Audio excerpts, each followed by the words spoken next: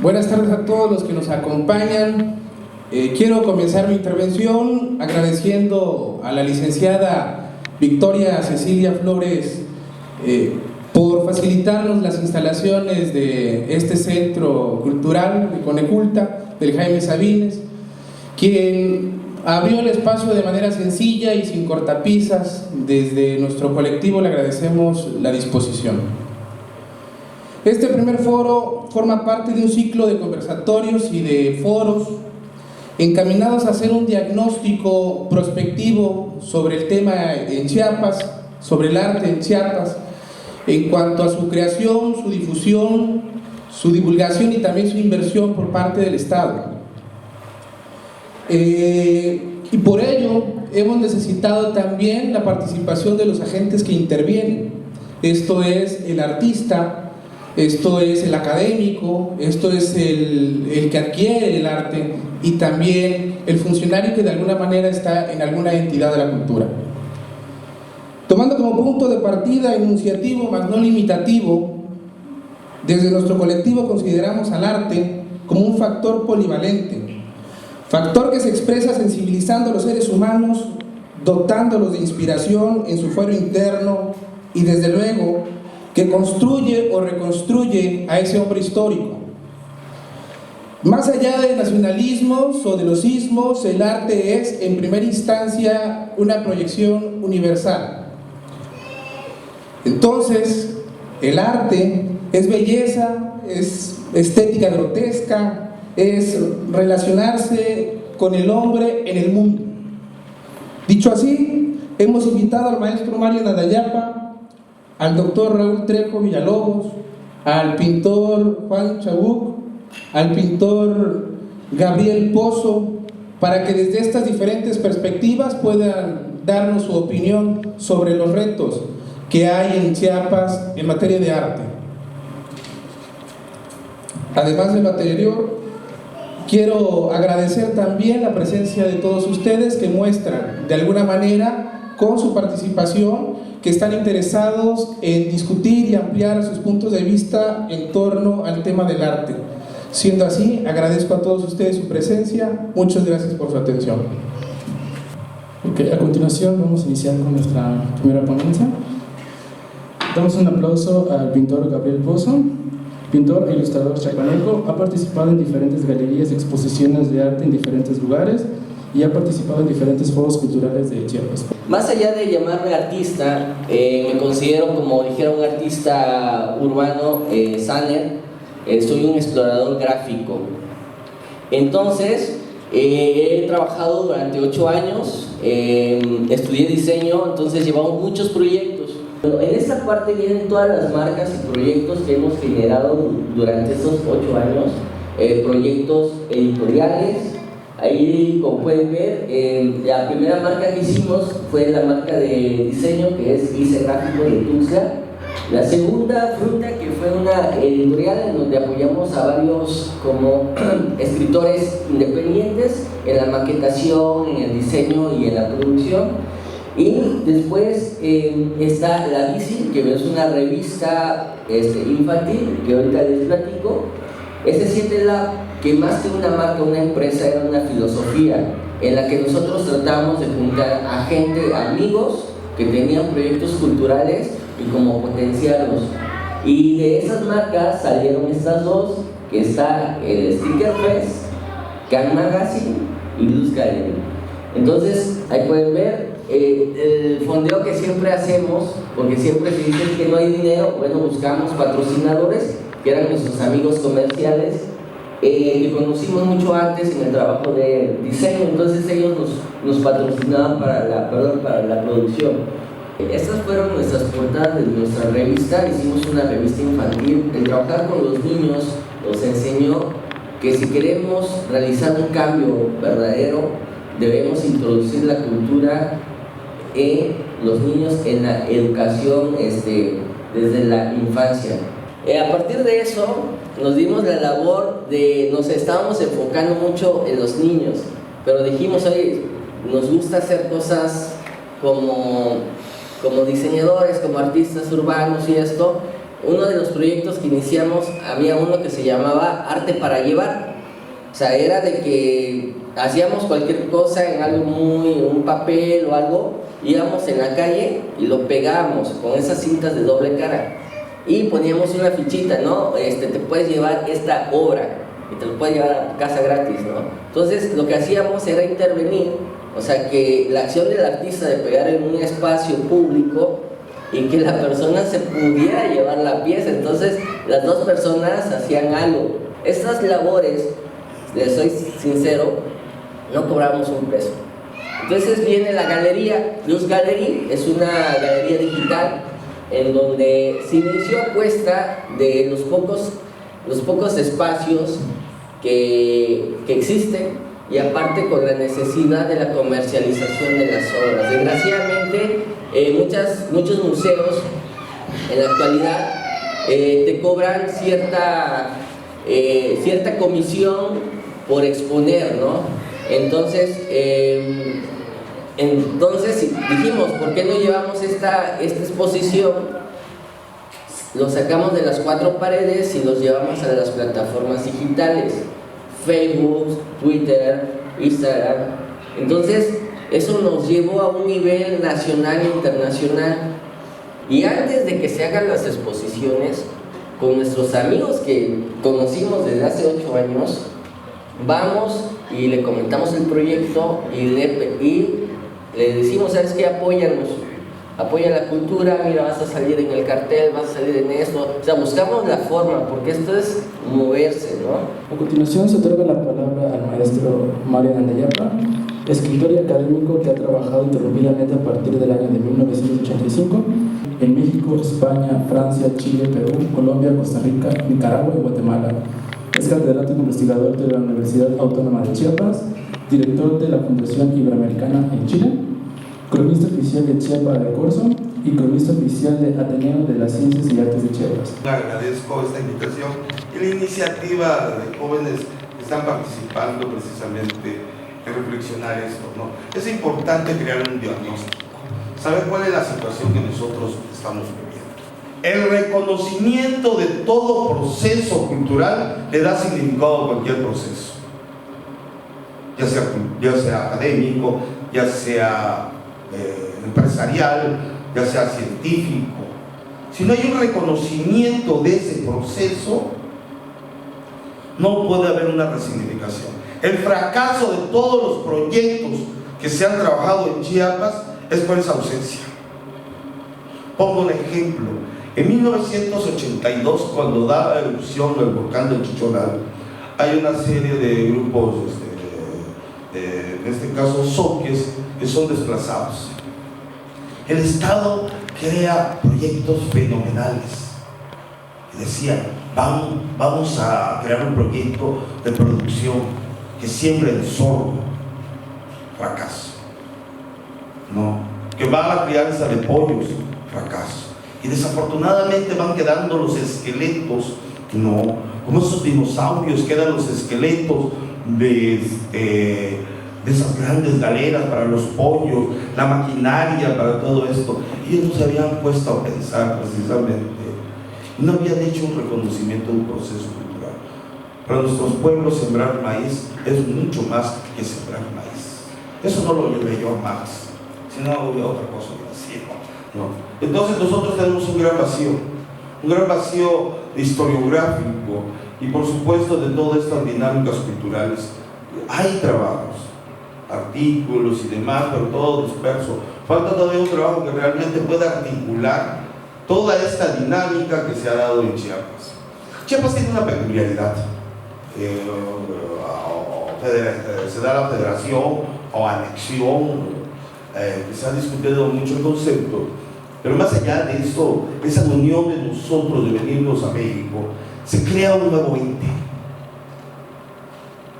Y es un proceso lento, históricamente hablando, que va caminando lentamente hasta los años 40, que es el momento climático.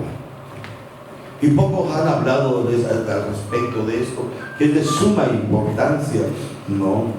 Nosotros, por ejemplo, las artes plásticas, nosotros no venimos de la escuela academicista de San Carlos, de México.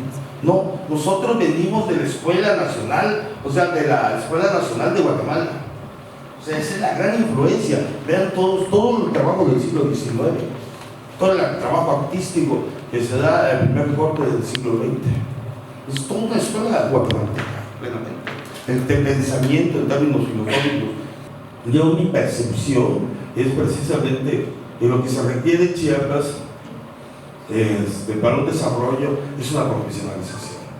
Que la cultura se tiene que sintonizar, debe haber una red de acuerdo, se tiene que resignificar, ¿no? Y no pensar que la cultura es una práctica eminentemente superflua, ¿no? Sino hay que entenderla precisamente que es significativa, totalmente significativa, ¿no? Si nosotros no podemos, o sea, si el Estado no tiene esa visión, estamos mal.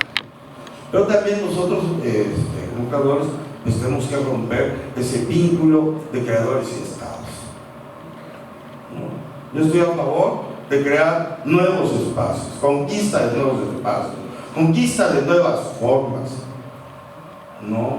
Esas presentaciones abarrotadas que cualquiera se aburre, esos programas de televisión, por Dios. O sea, si nosotros le damos una lectura crítica viene, la palabra de latín viene de poner en crisis el objeto. Es un proceso de desconstrucción y reconstrucción de una realidad. Y si nosotros vemos críticamente los programas de televisión que nos está ofertando el Estado, si vemos esos noticieros, no es terrible, ¿no? O sea, realmente es una realidad bastante terrible, la realidad cotidiana que nosotros estamos viviendo. Y eso mismo pasa precisamente en todo el gremio. Y aquí lo que nosotros como creadores, pues tenemos que precisamente tener una visión crítica de esta situación y entrar en unas nuevas dinámicas. Actualmente, obviamente nosotros estamos viviendo otras dinámicas. Los libros que se venden, por ejemplo, las mismas exposiciones, las mismas galerías, ya no son funcionales. Nadie lee estos libros actualmente. ¿Por qué? Porque no responden a una necesidad contemporánea en términos cognitivos. Y yo creo que uno de los factores que tiene que tener precisamente el arte no es el fin, el arte es el medio. Pero curiosamente, y hace rato decía que eso, la paradoja, la vanguardia es la ruptura, y a la postre se convierte en tradición.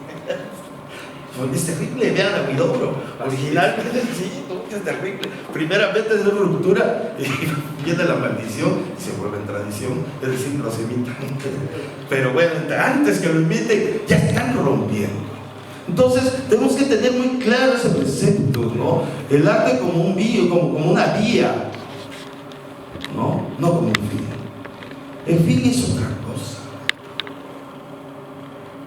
Yo, en mi caso, yo recuerdo que estando en un movimiento ya en Chile, un movimiento de estudiantes, yo voy ahí, voy con el rector de la Universidad de Chile, y recuerdo que veo toda la confrontación, y yo reflexiono y digo, ¿será que nunca me equivoqué el camino? Yo estudié literatura porque quería cambiar las cosas, y creo que lo sigo haciendo de diferentes maneras, de la manera que yo estoy escribiendo, de la manera que estoy formando nuevas generaciones y demás. Estoy haciendo todavía un trabajo dictado por algo, por un idealismo. Después de esta confrontación entra una crisis. Digo, no equivoqué el camino, y no. Luego reflexioné y dije, no, para nada. La guerra sigue siendo la misma, las trincheras han cambiado.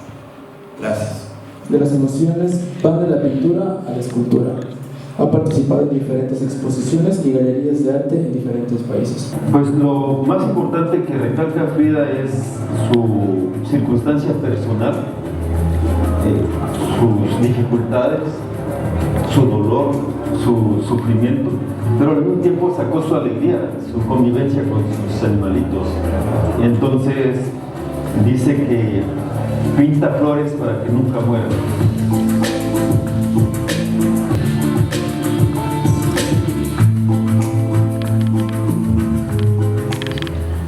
Cada instante de la vida es una oportunidad para eso.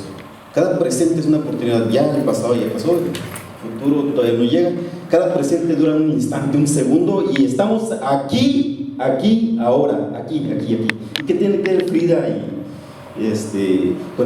con los desafíos del arte en Chiapas? Mucho. El artista vive con su contexto, vive con todo lo que ocurre a su alrededor y con todo lo que ha pasado en la historia, pero cómo lo decodifica, cómo lo deconstruye. A partir de ahí podemos ir creando eso. ¿Cómo deconstruimos estos instantes también? Hoy, ahorita, estar aquí. Bien, para los artistas que se dedican a la literatura, a la pintura, a la escultura, al teatro, creo que ya tomaron la decisión y ahora están en ese desafío y están aquí en Chiapas. Están aquí en Chiapas, me invitaron a dar esa plática, no sé. Entonces, al decidir ya ser artista, existe una prioridad, mantener una presencia. ¿Y cómo se fortalece esa presencia? Están las instituciones, las universidades, los analistas, los investigadores, los medios de comunicación, y están todos esos medios. ¿Y el artista dónde queda? Ahí está. Yo soy artista. Ahora, ¿cómo es tu presencia?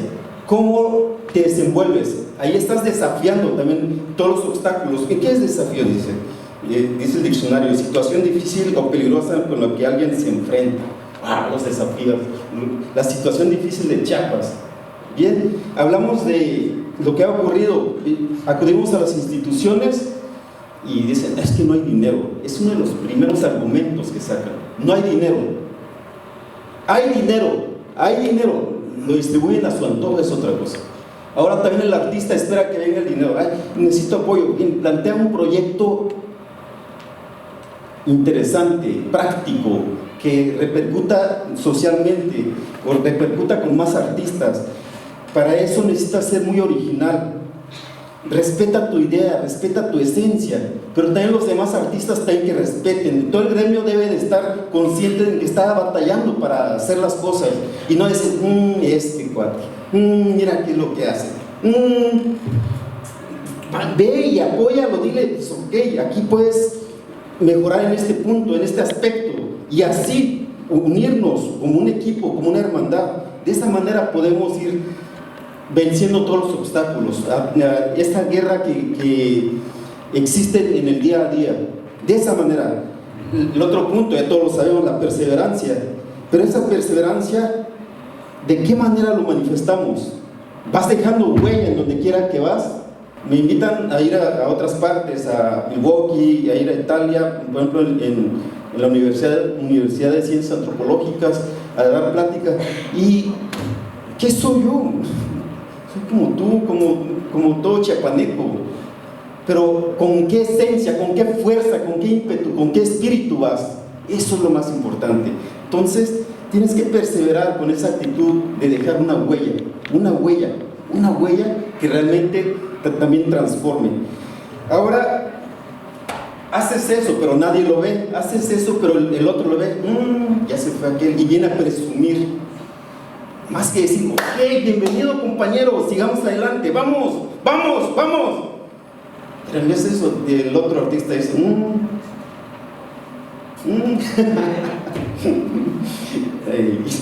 Entonces, y las instituciones también, las universidades, creo que es muy necesario que vayamos haciendo cambios. Agradezco a quien está dirigiendo la Coneculta y quien está organizando estos eventos. No es la cuestión de dinero, es la cuestión de la actitud de querer compartir algo, lo que hemos vivido. Aquí los grandes empresarios ahí andan pavoneándose en otros países y mostrando obras de otros artistas de otros estados o de otro país. Y el artista chiapaneco, ¿dónde está? Ya anda ahí batallando. Pero nosotros debemos de crear un buen sazón para que atraiga, pues. Y eso es una realidad que lo podemos ir planteando, reflexionando y crear una crítica también. bien analizada, bien puntual, para ir mejorando también, ir dando buenos pasos. Comento esto porque las instituciones van a sentirse más obligadas a hacerlo, a crear estrategias más precisas, pero nosotros necesitamos tener estrategia también. Y de esa manera van surgiendo los encuentros. Yo estoy en esto, en el arte, todos los días, hablando por teléfono, viendo qué se hace aquí y allá, no, que ya se abrió una nueva posibilidad allá en Minneapolis, no, que ya se abrió esto y lo otro, y se va logrando, pero hay que darle seguimiento, hay que hablar, y luego, planteo esta propuesta a otra persona, y ahí se van integrando, pero el caso es que tiene que ir aterrizando con los pequeños detalles, con cada acción de cada presente, cada momento, cada instante. Cuando se quiere hacer las cosas, hay infinitas posibilidades, cuando no, hay infinitos pretextos. Bien, entonces hagamos las cosas, hagamos y hagamos, acción. De esa manera mantenemos presencia activa, y eso lo estoy comprobando conmigo. Entonces, si queremos tener la oportunidad de estar viajando y mostrar lo que hacemos, entonces presencia, pero con certeza. Gracias. Bueno, damos la siguiente ponencia. Otorgamos la palabra al maestro Raúl Trejo Villalobos, doctor en Filosofía por la Universidad de Salamanca, con la tesis doctoral en Filosofía de Vida y el itinerario filosófico de José Vasconcelos, profesor de la Universidad Autónoma de Chiapas, donde además se ha desempeñado actualmente como director del área de Humanidades, miembro de la Asociación Filosófica del Sureste de México, miembro del Observatorio Filosófico de México y miembro de la Asociación Filosófica de México. Virgilio, muchísimas gracias por la invitación. Quiero centrar mi participación en este foro teniendo por tema la cuestión de la filosofía, y me voy a permitir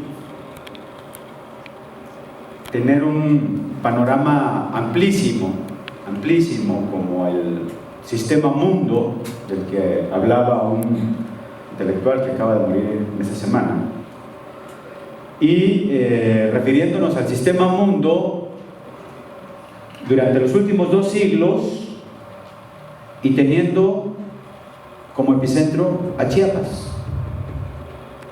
Esa es la cuestión, al menos mi propuesta en ese sentido. A final del siglo XVIII y principios del siglo XIX empieza la configuración del mundo a partir de los estados-naciones. Y cada estado-nación tiene que hacer sus proyectos políticos. Todos los países que actualmente componen Hispanoamérica se independizaron a principios del siglo XIX. Detallito no menor, el caso de Chiapas, anexión, federación, pero también antes de eso, el Chiapas que conocemos actualmente se constituyó hasta mediados del siglo XIX. Yo conozco una parte de Chiapas en la primera mitad del siglo XIX. Otra cuestión, 3 o 4 décadas duró la República Centroamericana. Era una sola república, desde Guatemala hasta el Panamá. ¿Qué pasó con esos proyectos políticos?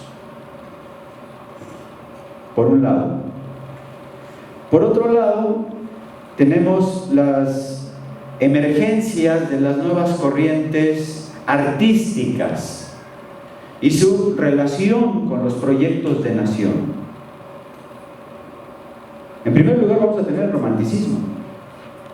Romanticismo y nacionalismo del siglo XIX está total y enteramente vinculado, y de allí las vanguardias. Y empieza todo un proceso político y social con la cuestión de los periódicos, con la cuestión de los medios de comunicación, y todo eso son elementos que se van agregando a los diversos proyectos políticos de cualquier Estado-nación. En el caso de la filosofía, El último filósofo, gran filósofo, va a ser Hegel. Nos vamos a concentrar en este momento en Europa, en el siglo XIX. A partir de la crítica a ese filósofo vamos a tener el existencialismo con Kierkegaard, vamos a tener el materialismo dialéctico con Marx, vamos a tener el positivismo con Comte, vamos a tener a Schopenhauer y a Nietzsche con una filosofía que le podríamos denominar irracional. ¿Y en América qué estaba pasando? En los términos de la política, no en el ámbito de la filosofía. No había las condiciones. Orden y progreso reza la bandera del Brasil. No por nada. Incorporar la filosofía a un proyecto de nación. En México tenemos a Gabino Barreda y su oración cívica, donde además de hacer la adaptación del positivismo, la adopción de una escuela para una proyección de nación.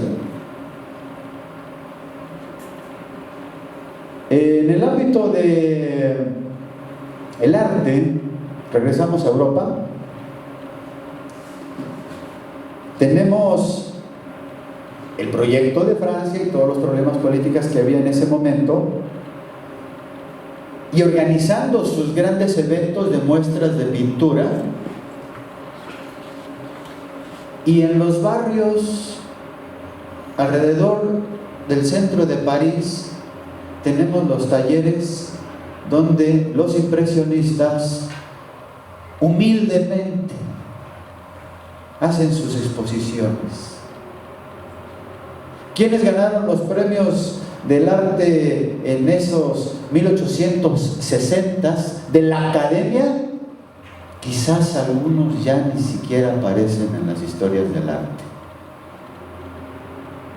Todos los impresionistas que no fueron apoyados oficialmente. El impresionismo es el nuevo corte del arte en el ámbito occidental. Bien, esto para hablar de ir y venir en el ámbito de la filosofía, las artes, los proyectos de nación en el siglo XIX. Vámonos ya un poco al siglo XX. Y en este sentido me remito a dos pensadores, Francisco Romero y Francisco Miró Quesada, donde nos remiten y nos hablan de que la filosofía, después de que en el siglo XIX liberalismo y positivismo y empieza apenas un proceso de institucionalización, es hasta el siglo XX en que vamos a hablar ya de procesos de normalización y de naturalización. ¿Qué quiere decir esto? Después que no lo había en el siglo XIX, de que los filósofos están trabajando profesionalmente en las universidades, de que la gente que está cerca de las universidades, sea de la carrera que sea, alguna noción tiene con la lectura de un texto filosófico, y de allí hasta la especialización. Ya un exceso, por supuesto. Pero sucede que tanto Romero como Francisco Miró Quesada, cuando hablan de normalización y naturalización, estamos hablando principalmente de las capitales hispanoamericanas: México, Argentina, Madrid, quizás Lima, y particularmente en toda el área del sureste tenemos un vacío de esa normalización filosófica. Desde esta perspectiva, pues habría que hablar de la filosofía en la universidad. Tenemos que remitir muy rápida y también muy esquemáticamente al siglo XX y en el caso particular de México. Tendríamos que hablar, por ejemplo, del grupo del Ateneo de la Juventud, donde, además de otros autores, Antonio Caso y José Vasconcelos, sin formación oficial filosófica, elaboraron sus sistemas de filosofía. Unos sistemas de filosofía que trataban de responder a las exigencias del contexto histórico-cultural.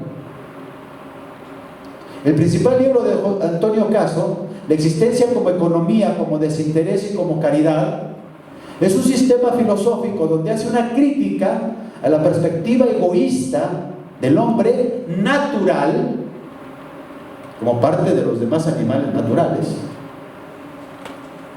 Tenemos que comer, punto. Es una necesidad. Hay un interés. La crítica de Antonio Caso es de que en el positivismo se hipostació ese interés y explica lo que fue el porfirismo, la explotación del otro. Incorpora la visión artística del mundo para hablarnos del hombre y colmar ese interés, esa voluntad que se aprovecha de todo cuanto hay en su entorno. Nos diría Antonio Caso, ¿qué es el juego? ¿Han visto jugar un perro? Sí. ¿Han visto jugar un tigre? ¿Un oso? Bueno, y en el hombre, ¿qué es el juego?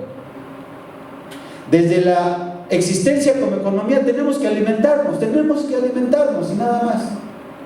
El exceso de energía es para el juego, es para jugar.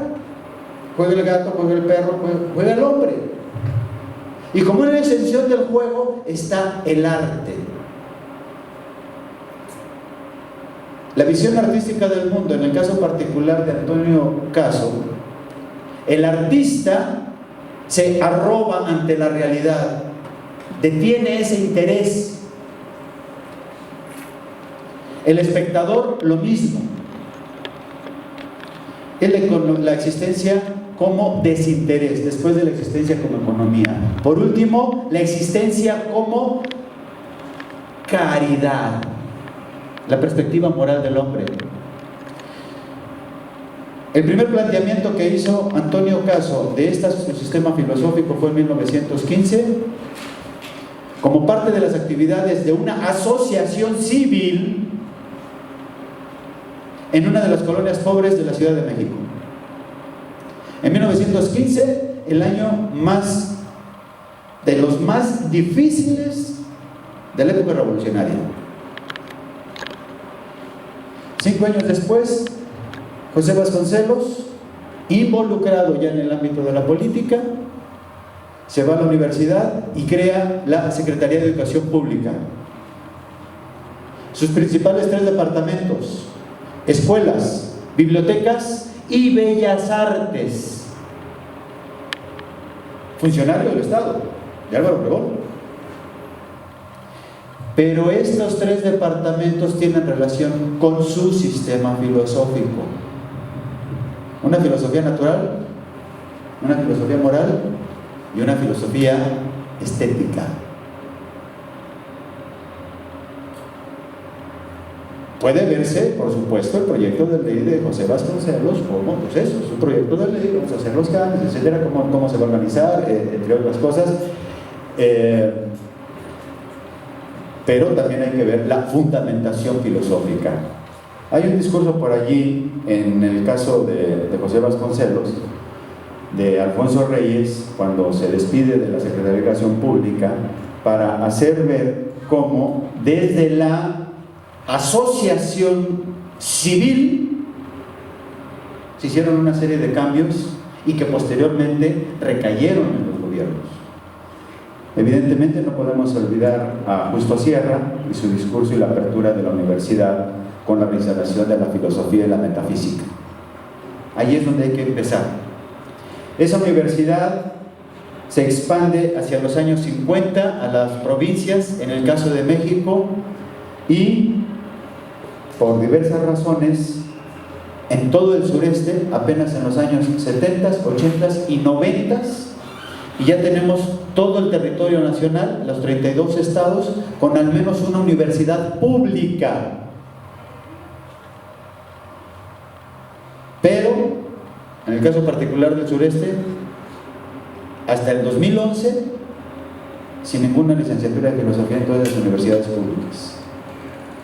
Institutos de ciencias y artes, también. Algo tiene que ver históricamente con estos últimos 2 siglos, porque la filosofía empezó a significar otras cosas, y para no hablar de la filosofía con la acepción metafísica que se utilizaba anteriormente, las instituciones, ¿en qué se puede hablar de las expresiones del espíritu humano? En las ciencias y en las artes. Bien. No es sino hasta los años 70 en que, en el caso particular de Chiapas, tenemos la Universidad Autónoma de Chiapas.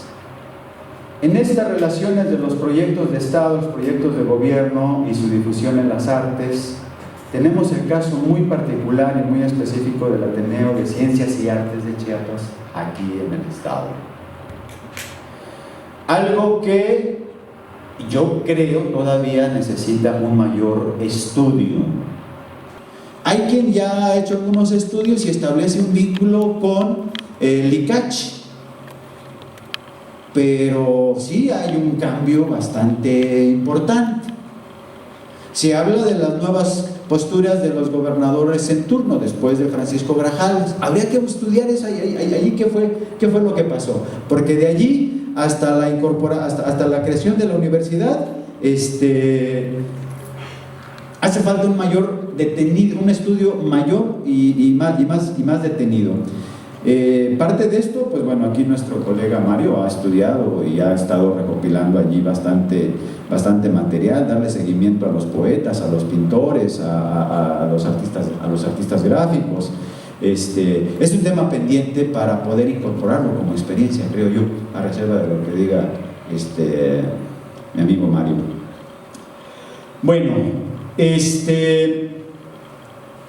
esto como el segundo apartado. Primer apartado, siglo XIX. Segundo apartado, la filosofía en América Latina, particularmente en la universidad y en el caso de México, en el siglo XX. El caso particular del Ateneo de la Juventud, el caso particular del Ateneo de Ciencias y Artes de Chiapas en los años 50, aquí particularmente en el Estado. Y quiero otra vez irme al amplísimo panorama del sistema mundo. Finales del siglo XX, principios del XXI, tenemos 2 organismos mundiales, 2 monstruos que están en pugna y tiene repercusiones directamente con los gobiernos particulares y con sus políticas culturales. Por un lado, tenemos a la OCDE, con algunos otros organismos de carácter económico, donde lo que interesa predominantemente es la cuestión económica. Y haciendo préstamos de dinero solamente en función de sacar más provecho de más dinero y desarrollo económico. Desde esa perspectiva, desde la perspectiva de la OCDE, se les ha dicho a varios países: materias de historia, de humanidades y cuestiones artísticas desaparezcan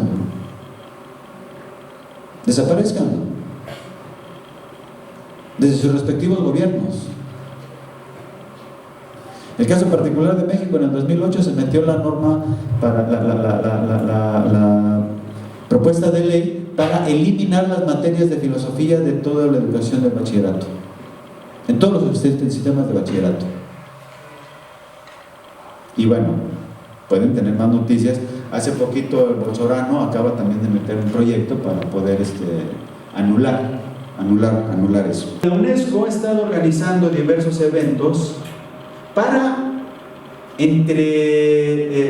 más una cuestión humanitaria, para que dentro de sus múltiples funciones, en el campo particular de la filosofía, les dice a todos sus gobiernos agremiados: fortalézcase la educación filosófica donde ya exista, y donde no exista, créense espacios para la formación filosófica. estaban funcionando hacia el 2010, 2011, 2012, un promedio, ahorita ya variaron las cifras, de 500 profesores frente a las asignaturas de filosofía en las preparatorias del Estado. De esos 500 profesores, en 2010, 2011, 10 o 15 eran licenciados en filosofía. ¿Quién estaba dando esas asignaturas? Pues, bueno, Antonio Caso y José Vasconcelos no eran licenciados en filosofía, eran abogados. En el 1910, por algún lado se tiene que empezar. Entonces, estoy refiriéndome exclusivamente a una problemática de intentar atender a la docencia en filosofía, que atiende también a un problema a todos los universitarios, todos los profesionistas, y muchos de los profesionistas, pues sí, saben de contabilidad, saben de derecho, saben de medicina, pero cuando están circunscritos en el ámbito educativo, no saben enseñarlo. Hay que atenderlo. Hablaba de los cambios de la filosofía, regreso rápidamente al siglo XIX, a partir de Hegel, Kierkegaard, el marxismo, Comte, Schopenhauer, Nietzsche, y tenemos por allí a un filósofo que se llama Wilhelm Dilthey, que dice, junto con Hegel en otro sentido, que la máxima expresión de la espiritualidad humana es el arte, la religión y la filosofía, y no están separadas.